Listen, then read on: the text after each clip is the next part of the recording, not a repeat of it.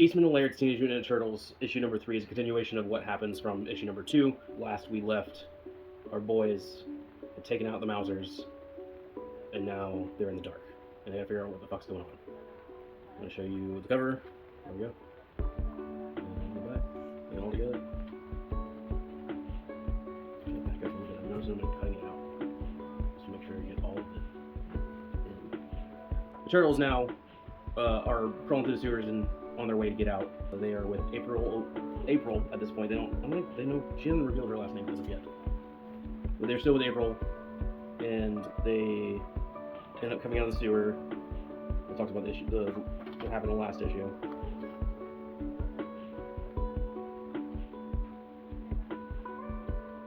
Oh yeah, she's talking about Baxter. She's like, once the police find out about Baxter, it's all gonna be over for him. But they're gonna have to ask her questions, and you guys are gonna have to go in hiding because they go home to look for Master Splinter. To lo and behold, find out he's gone in this whole mess.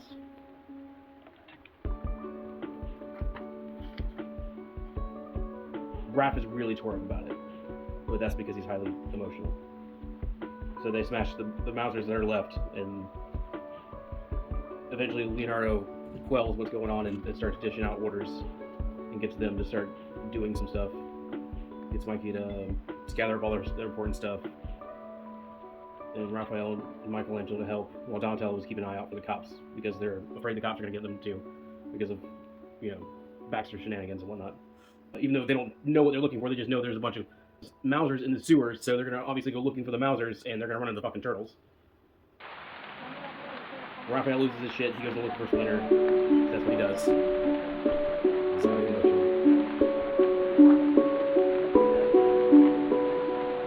He tries to find him, but he can't find him. The brothers then go looking for Raphael, eventually find him. He apologizes for that. They decide that they need to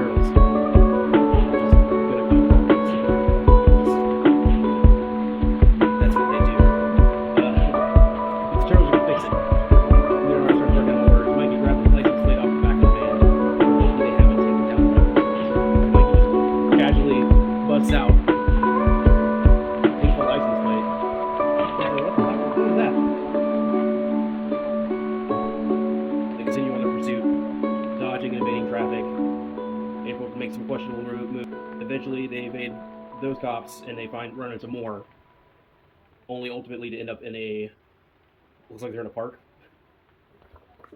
So they're driving through a park now. They almost kill a couple. It's very irresponsible. Yeah, lots of wreckage is going on.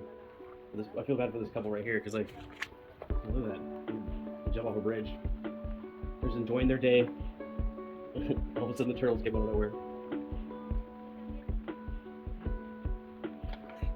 So that'll happen. This is a cool page. Just that whole mess of a car smashing into a building and debris everywhere. This is awful. Three cars wrecking, people hurt. I don't think they're hurt that seriously, April. Remember, they started chasing us and we didn't do anything wrong. Well, I guess you're right, but we've got to stop it somehow. I mean, she's right. Like, we've got to stop doing this because people are getting hurt. But eventually, they end up running into the robbers. In their van. So silly. So they end up getting the fuzz off of their trail by really ramming into the van and knock it off. Then it flips over.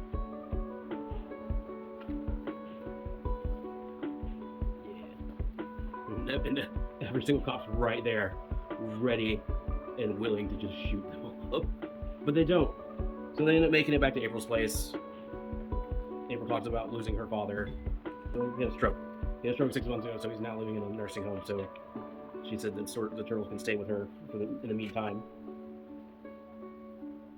So they all start looking around and sitting down and doing their thing. And April asks if they need anything. And of course, I'm pretty sure it's Mikey. It's not clearly obvious. You can't see their weapons, so it's hard to tell which one it is sometimes. I'm pretty sure it's Mikey that asks for a beer. He is definitely known to be a bit of an alcoholic in the Mirage run.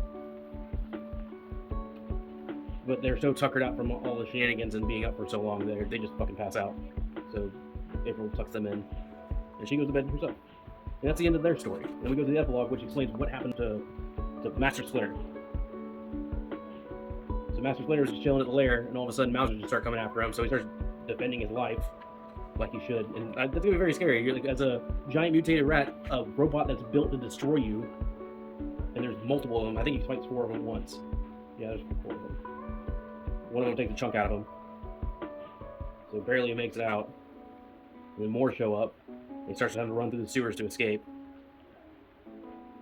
Eventually, they shut down, luckily, but he's like mortally wounded, and he's like crawling out of the sewer system trying to find help, and he runs into TCRI, which, unbeknownst to most people at this time when this came out, that would become the company that created the mutagen that created them. They didn't know this at the time. So the TCRI agents first they want to kill Splinter until he speaks, and they're like, oh shit, maybe we should take him back to our lab.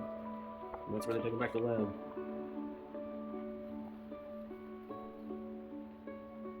Master Splinter awakes.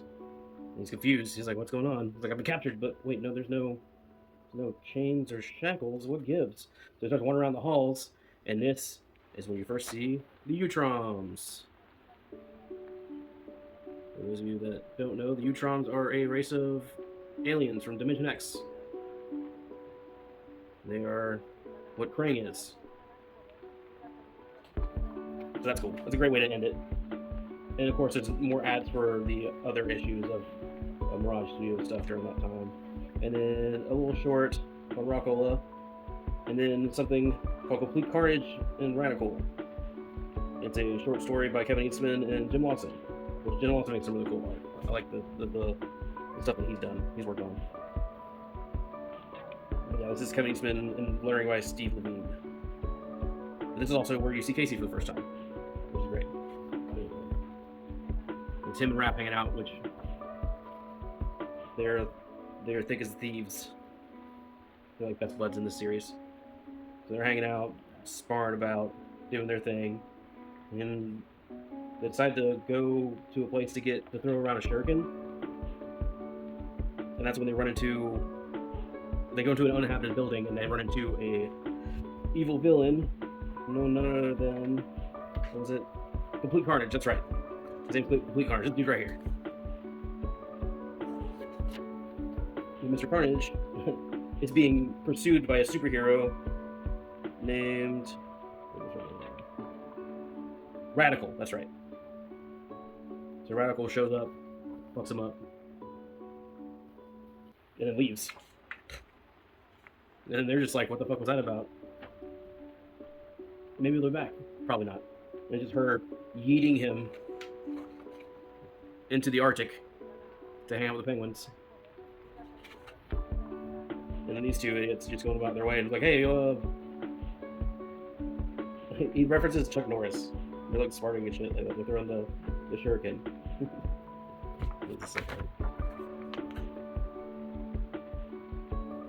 And then we have this cool pin-up page.